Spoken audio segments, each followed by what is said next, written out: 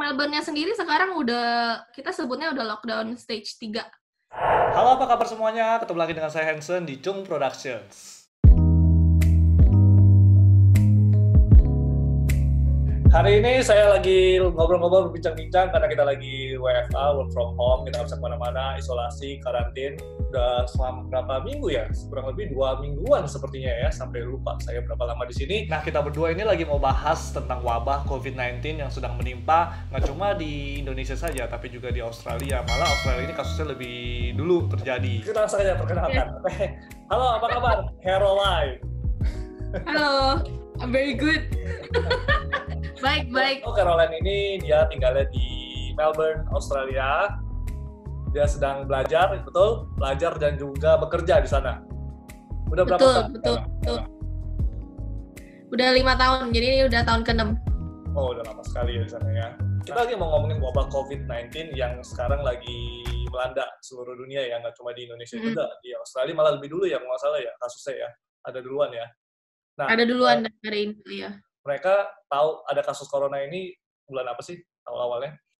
Kasusnya pas bulan Februari. Baru pertama kali. Ya, jadi ini hari ini tuh kalau di berita mereka ngitung per hari ya. Jadi hari ini tuh udah hari ke-68 dari kasus paling pertama ketahuan. Sekarang udah hari ke-68. Iya. Pada saat mereka tahu kasus pertama kali terjadi seperti itu, respon mereka apa? Respon dari pemerintah, respon dari warga itu seperti apa? Apa mereka menganggap serius atau biasa aja? Awalnya pas bulan Februari aku lagi di Indo sih, pas banget. Jadi aku tanggal 20 Februari baru balik ke sini. Nah, tapi pas sekitar 1-2 semingguan sebelum aku balik itu, kayaknya karena mulai kasusnya ada, udah gitu mulai tiba-tiba naik, meningkat gitu, yang kena positif. Terus pemerintahnya mereka mulai apa ya, kayak close, bukan nggak ditutup sih bordernya, tapi mulai di limit gitu orang-orangnya. Kalau misalnya orang-orang yang travel ke China sekitar 14 hari sebelum ke Aussie, jadi kalau bukan Australian, mereka nggak boleh masuk. Tapi kalau misalnya itu citizen Aussie-nya, mereka boleh masuk tapi harus karantin 14 hari. Saat Caroline pulang sendiri, ada tindakan serius nggak sih dari pemerintah atau dari warga itu menganggap serius nggak? Maksudnya ada sesuatu yang berbeda nggak sih di Aussie pada saat itu? Apa mungkin suasana masih biasa aja, orang-orang masih keluar, masih hangout segala macam? Gak ada sih, biasa aja kayak normal. Cuma bedanya karena aku dari pesawat, terus di airport aku pakai masker. Karena pada bilang, ya bahaya kan kotor kalau di pesawat segala macam. Jadi aku pakai. Dan itu pun dalam pesawat dan di airport Aussie-nya sendiri, yang pakai masker juga beberapa cuma orang Asia doang. Orang Aussie-nya nggak ada yang pakai sih. Petugasnya semuanya nggak ada yang pakai.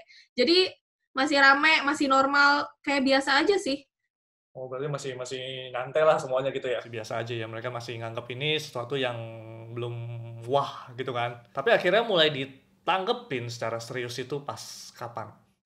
Pas udah mulai masuk bulan Maret. Jadi tuh kejadiannya lumayan agak cepet sih. Kayak sejak bulan Maret, mereka mulai kayak kasih aturan baru dari pemerintahnya setiap hari.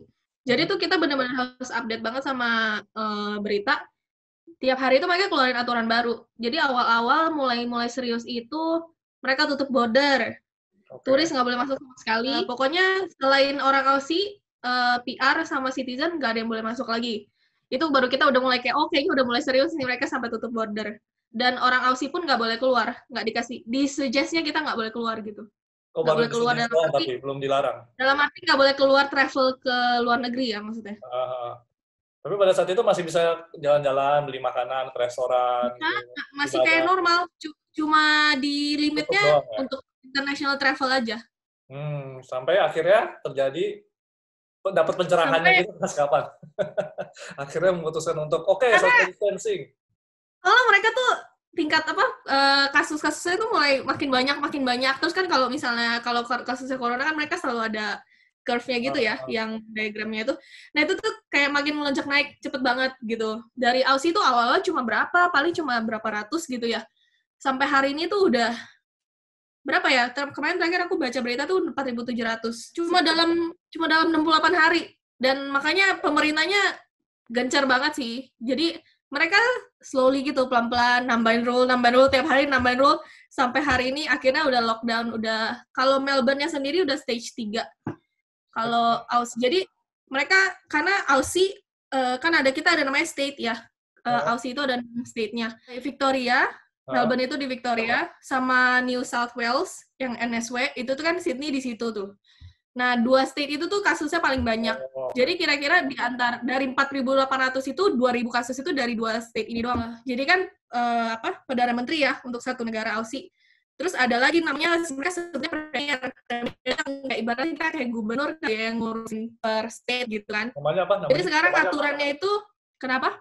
Namanya apa tadi? Yang kayak gubernur? Premier. Oh. Jadi sekarang aturannya itu si premier ini udah mulai bikin aturan sendiri untuk state-nya masing-masing. Karena Victoria sama NSW ini kasusnya terlalu banyak dan state lain nggak terlalu parah. Jadi mereka nggak terlalu strict, nggak se-strict kita di state kita gitu loh. Yang sembuh udah berapa orang dari 4.700 itu? Sama yang meninggal? Apa ya? Kayaknya yang sembuh udah ratusan sih, lumayan gitu. Pokoknya dari 4.800 di Victoria-nya sendiri udah 900 kasus. 900 kasus di Victoria doang? Victoria doang, yang di NSW 2.000. Nah, pada saat itu terjadi itu nggak sih penimbunan atau panic buying semacam itu? Ada. Nah, yang pas mereka mulai tutup border tuh. Nah, itu orang-orang mulai panic buying. Mereka di sini panic buying-nya toilet paper, tisu buat WC. Oke. Di negara barat kayak gitu deh semuanya. Panic buying-nya itu sama hand sanitizer, masker juga. Sampai sekarang masih gitu? Sampai last week masih, sampai minggu kemarin, tapi hari ini kayak sekarang udah mendingan sih, mereka udah restock, karena sejak mereka keluarin lockdown yang baru, new rules baru, kayak orang-orang kan work from home, terus anak-anak diliburin sekolahnya, diliburin Paskah. Nah, itu jadi yang mereka borong tuh udah ganti, udah bukan toilet paper lagi, mereka ngeborongnya liquor, yang minuman alkohol, sama stationeries buat anak-anak main di rumah, sekolah di rumah, sama apa ya kemarin aku baca, sama games, games, board games. Jadi katanya Nintendo Switch itu sold out sekarang di mana-mana. Terus board games, puzzle itu juga pada diborong. Jadi mereka sekarang udah beralih. Jadi sekarang toilet papernya udah aman. Karena kemarin udah stok banyak, jadi sekarang mereka bosen ya, boring ya. Jadinya akhirnya... Ya kan udah ada. Itu kan toilet paper ya, kalau kamu ada 60 roll, setahun udah cukup lah. Gitu, stok. Tapi karena bosen, jadi akhirnya beli buat main-main aja ya. Iya, karena kan mereka udah sekarang sebenarnya kita masih boleh keluar, tapi semua kayak udah kesadaran diri aja, mereka stay home. Karena emang dihimbau dari pemerintahnya, lebih baik stay di rumah, nggak usah keluar. Keluar cuma boleh kalau misalnya beli belanja groceries doang. Untuk kebutuhan makan segala macam. Kebutuhan makanan semua masih ada semua dong, masih pada buka supermarket. Ada. Sekarang udah full stock sih. Soalnya pemerintahnya juga waktu kita lagi panic buying, mereka bilang nggak perlu takut kehabisan karena kita itu banyak banget stoknya. Dan dari pabriknya aja pun udah bilang kita nggak bakal kekurangan untuk kasih makan orang-orang Aussie gitu. Jadi mereka udah himbau jangan panic buying. Udah berapa lama sih kalau boleh tahu mengisolasikan diri di sana? Saya sendiri. Iya. Kalau saya sendiri sih dari udah 2 minggu kali ya. Dari minggu kemarin saya udah kurangin nggak keluar kalau misalnya nggak penting. Jadi saya keluar cuma kalau beli makanan, belanja segala macam. Terus terakhir saya keluar hari ini doang sih. Tadi siang cuma keluar buat ini doang, flu shot doang, flu vaksin namanya. Flu vaksin itu maksudnya setiap warga ada suntik gituan. Jadi kalau misalnya orang Aussie itu setiap setahun sekali sebelum musim dingin, kita tuh banyak yang misalnya inisiatif untuk vaksin sendiri buat flu. Jadi kamu bisa pergi kayak macam klinik atau ke dokter, terus tinggal bayar untuk dikasih vaksin untuk flu. Karena kayaknya flu itu lumayan dianggap berbahaya gitu kalau di sini kan, karena kan ada musim dingin gitu. Pemerintah sini sekarang lagi ngehimbau warganya untuk semuanya ngambil flu shot karena dari beritanya dibilang kalau flu sendiri sama corona sendiri nggak apa-apa. Maksudnya kalau kena cuma salah satu itu masih nggak apa-apa, bisa ditangani. Tapi kalau misalnya sampai kena dua-duanya dalam waktu yang bersamaan, itu bakal komplikasi banget. Jadi mereka bilang lebih baik cegah flu-nya, yang bisa dicegah gitu. Peraturan pemerintah sendiri di sana ketat nggak sih? Ini semacam ini udah lockdown belum sih di sana? Apa masih kayak semacam himbauan-himbauan aja, physical distancing? Untuk Melbourne-nya sendiri sekarang udah, kita sebutnya udah lockdown stage 3. Stretching Jadi itu udah parah lockdown ya? stage lumayan. Masih nggak sampai, kita masih boleh keluar, tapi dibilang keluar cuma boleh untuk 3 hal doang. Untuk belanja groceries, untuk keperluan medikal, sama untuk kerja atau sekolah yang memang benar-benar nggak bisa dari rumah. Jadi Hmm. kalau misalnya kamu kerja di supermarket atau kerjanya di apotek gitu kan harus tetap buka gitu. Jadi boleh keluar. Terus kalau misalnya keluar, mereka sebutnya kalau public gathering itu nggak boleh lebih dari 2 orang. Kalau lebih dari 2 orang ketahuan nanti bisa ditilang, Oh, ada kena dendanya. fine, Oke. ada dendanya, kena tilang. Iya, Dan iya. kalaupun kamu keluar sendiri harus jaga jarak sama orang 1,5 meter. Berarti kalau ketemu berdua doang pun nggak boleh? Boleh? Kan nggak boleh Kalau berdua orang. ketemu Kalau berdua, berdua, kalau ditanya nanti kalau misalnya ketemu ketanya gitu ya ditanya keperluannya ngapain apa ya? keluar. Oh, kalau keperluannya cuma buat pacaran nggak boleh ya? Nggak boleh. Sama boleh keluar untuk light exercise. Jadi boleh kalau misalnya mau jogging apa Hmm. segala macam. Tapi social distancing nggak boleh deket-deket. Lumayan sih. Aku ada dengar kemarin teman aku ada yang kena, temannya teman aku ada yang kena tilang. Soalnya tilangnya lumayan. Kalau Berapa? misalnya ketahuan berkeliaran nggak penting, kena tilangnya satu orang $1.600 $1.600. on the spot. Dibayar di tempat. Ditilang di tempat. $1.600 itu sekitar 16 juta di Indo. Iya, iya, iya. Aduh, gila parah juga ya. Dari wabah COVID-19 ini, ada nggak dampak yang terjadi sama Australia? Dampak negatif lah ya. Mungkin lebih ke ekonomi pasti ya. Ekonomi sih ya paling parah kayaknya, soalnya orang-orang yang tadinya mau kerja, banyak kan kayak restoran sama kafe kan sekarang tutup. Mereka cuma buka untuk take away sama delivery. Iya. Dan itu kan berarti banyak banget karyawannya yang kena, dikurangin shift-nya, bahkan ada restoran yang langsung tutup, dan bisnis-bisnis lokal yang kecil-kecil gitu kan banyak yang kesusahan.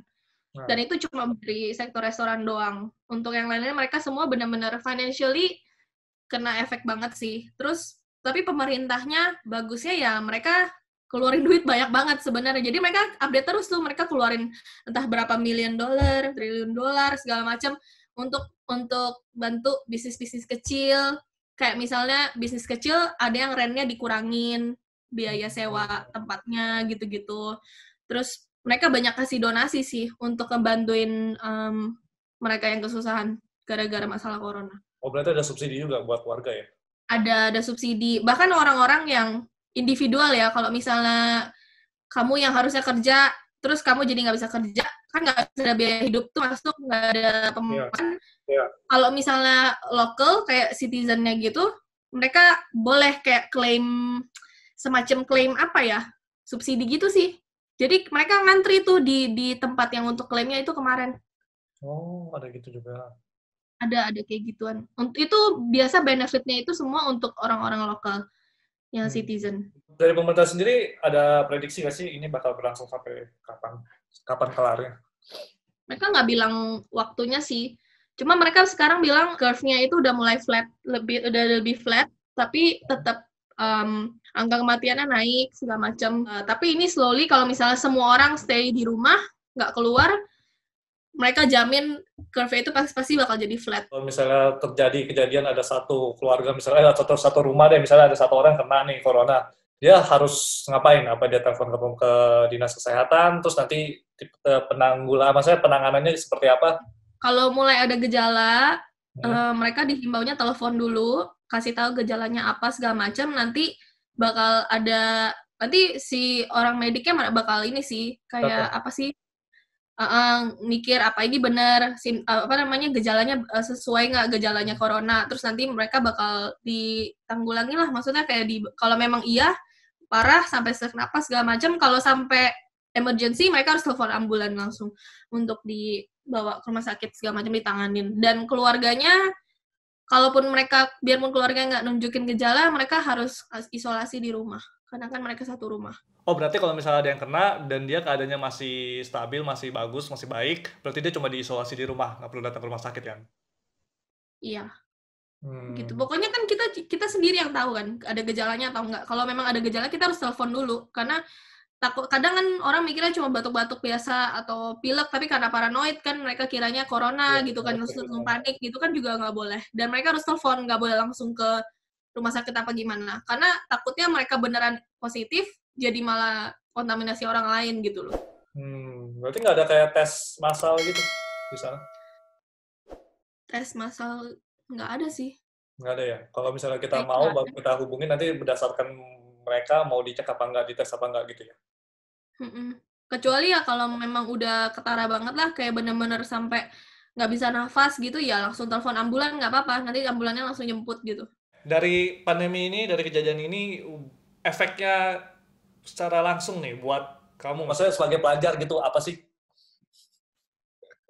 Apa harus, sekarang masih itu, berarti belajar online? Ya, kalau yang pelajar masih belajar online. Jadi Anak-anak sekolah juga semua dari rumah semua? Sekolah sebenarnya mereka nggak liburin, awal-awal mereka nggak liburin, karena pemikiran pemerintah itu kalau misalnya anak-anaknya diliburin sekolah, orang tuanya jadi harus di rumah untuk jagain mereka, dan orang tuanya yang kerja di bagian medisnya jadi kekurangan tenaga, takutnya. Jadinya mereka nggak liburin sekolah, supaya anaknya bisa dijagain di situ. Tapi karena ini udah masuk mau dekat-dekat Paskah, emang di sini kan kalau Paskah kan liburan, seminggu, 2 minggu gitu. Jadi mereka ngeliburin untuk Paskah gitu, anak-anak sekolahnya. Oh, emang karena sekarang lagi libur Paskah. Tapi kalau misalnya nggak libur, susah dong. Berarti sekolah bakal ramai banget dong. Sekolahnya ya tetap jalan sih kemarin. Cuma nggak tahu ini nanti habis Paskah dibuka lagi atau nggak sekolahnya. Belum ada update lagi. Kalau universitas semuanya ganti jadi online. Untuk hal yang positif, ada nggak sih yang bisa kita pelajari dari kejadian ini, dari pandemi ini? Menurut Caroline, ada nggak sih, ada hikmah nggak sih dari semua ini? Masih ada. Aku ngerasa kayak, karena kita kan makin kita dewasa, kesibukan makin banyak ya. Kayak waktu juga berasa berlalunya cepet banget, segala macam. Kayak ini aja udah bulan April, padahal kemarin baru tahun baru gitu. Dan itu semua berlangsung cepat juga karena kesibukan kita. Tapi dengan adanya corona ini, orang-orang jadi harus kerja dari rumah. Ya somehow jadi lebih slow down sedikit gitu dengan segalanya. Terus banyak orang-orang yang mulai ngambil waktu, mereka jadi kreatif banget, pada paint, kayak ngegambar, ngelukis di rumah, terus ada cover lagu, main musik, ada yang belajar gitar teman aku, udah belajar 1 lagu katanya, terus udah maksudnya jadi unik aja sih. Terus banyak orang-orang yang kita kan dari yang kita temenan biasa ya ketemu misalnya sekali seminggu gitu, jadi kita sering banget video call, kayak karena butuh sosialisasi, jadi kayak hampir 2 hari 3 hari sekali adalah pasti video call, sehari ada deh video call sama orang satu gitu. Iya, betul. Dan kemarin saya ada ngobrol sama teman saya dari Berlin, dia juga bilang katanya cuacanya makin bagus, langitnya makin biru katanya. Saya sih nggak keluar rumah, jadi nggak tahu. Nggak kelihatan dari jendela itu, nggak kelihatan. Jendelanya nggak ada view-nya. Oke. Mereka bilang seperti itu, karena kan mau nggak mau kan polusi berkurang, terus pabrik-pabrik kan juga udah pada nggak kerja kan, pada nggak usaha kan, jadi ya global warming berkurang lah. Terus tadi saya juga dapat artikel, di sini katakan kalau misalnya lapisan ozon kita ini mulai pulih, jadi mulai membaik gitu loh, karena kejadian ini gitu. Oh iya, tadi di-share di story ya saya lihat. Iya betul. Saya follow. Iya, betul kan, jadi lebih bagus. Untuk lapisan ozon kita, dan ini ya dampak yang lumayan baik, bagus sih buat bumi kita juga, benar nggak? Iya. Oke, thank you Caroline for the time. Terima kasih banyak, sehat-sehat di sana, jaga diri baik-baik, stay safe. Thank you. Dan semoga semua ini cepat beres ya. Amin. Yes. Oke, bye-bye. Thank you. Bye.